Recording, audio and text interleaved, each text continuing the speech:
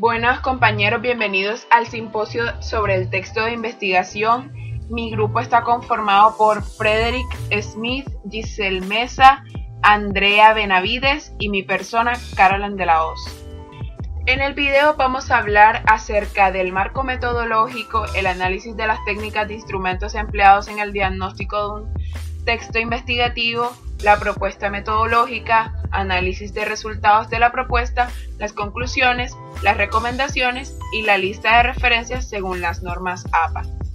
Buenas, mi nombre es Andrea Benavides. En el día de hoy voy a hablarles sobre el marco metodológico de esta investigación. Este marco metodológico consta de dos paradigmas, el paradigma constructivista y el paradigma interpretativo. El paradigma constructivista se basar toda la investigación teniendo en cuenta nuestra visión de mundo.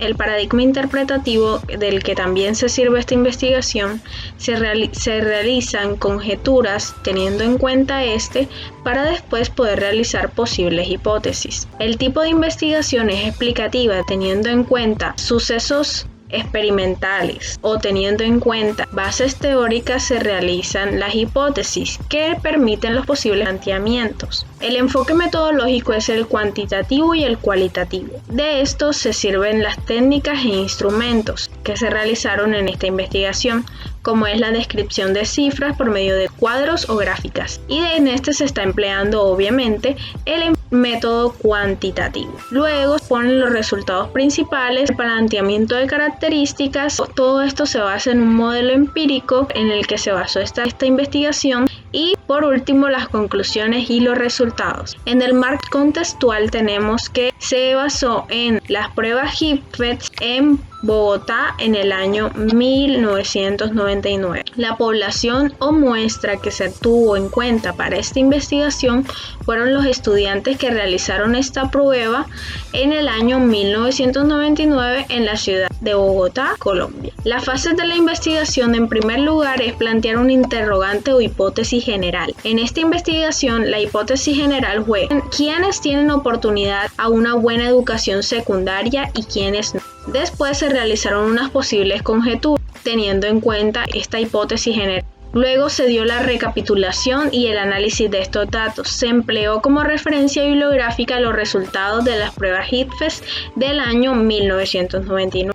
Confirmación o rechazo de la hipótesis. Los resultados muestran una notable diferencia entre los resultados entre hombres y mujeres, también entre los hijos que elaboran y los hijos que no elaboran. Con esto se puede entender una posible conclusión de que los hijos que laboran no tienen el suficiente tiempo para dedicarle a sus estudios, mientras que los hijos que no laboran tienen suficiente tiempo para realizar sus actividades académicas y por eso presentan mejores resultados. Lo mismo de los padres que tienen mayor posibilidades económicas, tienden a proveer a sus hijos de una buena educación, ya sea en su mayoría privada, y según el estudio este año de 1999 obtuvieron mayores resultados favorables en las pruebas HIPFES. Análisis de las técnicas e instrumentos utilizados en el diagnóstico consiste en observar atentamente un fenómeno, caso o hecho, tomar la información, registrarlo y posteriormente analizar. La observación es un elemento fundamental en todo el proceso investigativo, ya que ayudará al investigador a apoyarse para obtener un mayor número de datos. El texto en el cual mis compañeros y yo nos apoyamos está dividido en 3 capítulos. El primer capítulo toma en cuenta el resultado de las pruebas HIPFES y está dividido este capítulo en 2 variables, que son las variables dependientes y las independientes. Las dependientes corresponden a el total del puntaje del estudiantado. En cambio, las variables independientes corresponden al sexo, la jornada, la edad, el padre con el mayor nivel educativo y el nivel socioeconómico del hogar. En el segundo capítulo, como muestra la tabla, se tomó en cuenta 2 elementos fundamentales para el análisis de este capítulo. Se toma en cuenta los atributos positivos de los planteles, es decir, las enfermerías, las bibliotecas, los computadores, entre otros. Y se toma en cuenta el nivel educativo y la cantidad de docentes en los planteles. Y por último, pero no menos importante, en el tercer capítulo se toma nuevamente en cuenta la información sobre los resultados de las pruebas HIPFES, pero acompañada de formación sobre los gastos sociales de los departamentos y municipios recopilados por el Departamento Nacional de Planeación entre los diferentes planteles privados y públicos. De acuerdo a los dos autores en los cuales mi grupo se apoyó y el análisis de los 3 capítulos, los autores llegan a la conclusión de que no hay ningún factor positivo o negativo que afecte al rendimiento académico de los diferentes planteles privados y públicos. La propuesta pedagógica. La propuesta pedagógica es un instrumento importante en el que se plasman las intenciones que tiene la institución educativa con tal de mejorar el proceso de enseñanza. La propuesta pedagógica es la autonomía a la que responde el contexto de la institución y las capacidades que tiene para que ésta le permita en la instalación mejorar el proceso de aprendizaje. La propuesta pedagógica prácticamente contiene y recoge los principios que tiene la institución para prestar sus servicios éticos, epistemológicos y los pedagógicos, que son las teorías de enseñanza y el aprendizaje que utiliza para brindar a los estudiantes el conocimiento. Además, estos le dan coherencia más a la práctica educativa. El punto de la propuesta educativa es que se transmitan los valores que quiere inculcar la escuela a través de una propuesta con una técnica o una teoría pedagógica. Esta también se verifica generalmente por los puntos de acción que tienen. Esta debe realizar un diagnóstico pedagógico. ¿Cómo así? Ella debe hacer una investigación primero respecto a los estudiantes y a la institución en la que se encuentra ubicada para que así se determine el objeto de estudio. Prácticamente lo que ella va a hacer es realizar un diagnóstico de qué es a lo que le está fallando a la escuela, si son las técnicas pedagógicas, si son las teorías que está utilizando o si son los valores epistemológicos que ella tiene. Y realizar el diagnóstico, ver qué está fallando para argumentarlos teóricamente. Esto básicamente es que se debe elaborar constructos conceptuales en los que se pueda ver reflejados la práctica oral.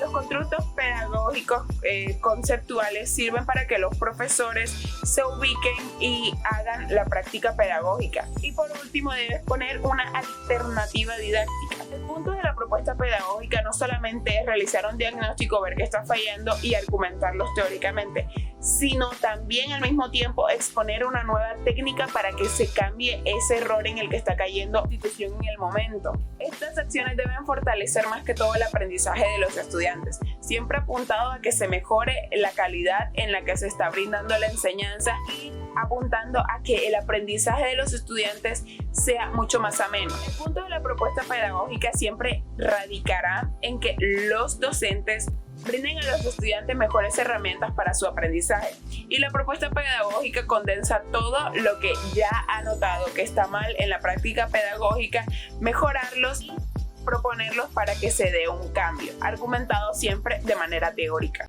Continuando con los otros temas de mis compañeras, tenemos que dejar algo claro. El análisis de los datos es algo muy importante en las investigaciones. ¿Por qué? Porque así es como nuestros datos realmente trascienden o se presentan para otras personas. Por ejemplo, la que nos muestra el estado de algún tipo de investigación o finalidad se muestra por medio de tablas o pequeñas demostraciones poblacionales. Para ello, lo principal cuando se hace una investigación es que las fuentes sean precisas, claras y concisas. ¿Cómo así? Lo que vamos a ver siempre serán gráficas, y estas gráficas tienen que tener una relación con nuestra tesis principal y tienen que cumplir con esa tesis inicial. Por ejemplo, si yo voy a decir que un consumo de cierto producto aumenta, yo no puedo mostrar una gráfica que decrece, es totalmente incongruente. Entonces siempre tienen que tener la misma relación. En los tipos de investigaciones que tratamos ahora mismo, tipo cualitativo, es más interesante aún, como lo vemos en el ejemplo que se muestra en el texto investigativo que nosotros escogimos. Ahí podemos ver cómo al final de cada capítulo mostraba una tabla y cada una permite hacer una afirmación con respecto a la tesis inicial, ya sea aprobándola o negándola. No toda gráfica debe darnos un resultado que realmente apoye nuestra hipótesis, puede debatirla.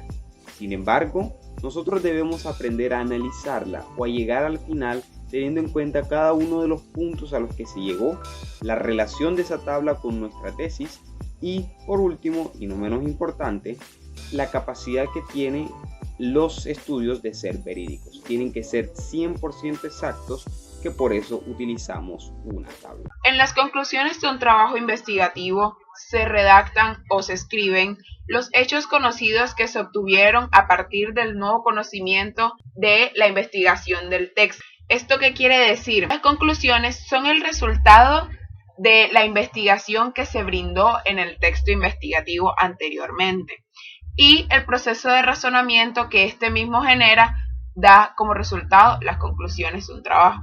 Las recomendaciones en un trabajo de investigación corresponden a la perspectiva del autor. Su objetivo es colaborar con ideas complementarias para nutrir futuros trabajos. Por ello, se indicarán sugerencias o indicaciones a realizar para obtener un mayor nivel de profundidad. Además de ello, cabe resaltar un tema muy interesante, pero un poco obviado, el tema de las normas APAS al momento de citar.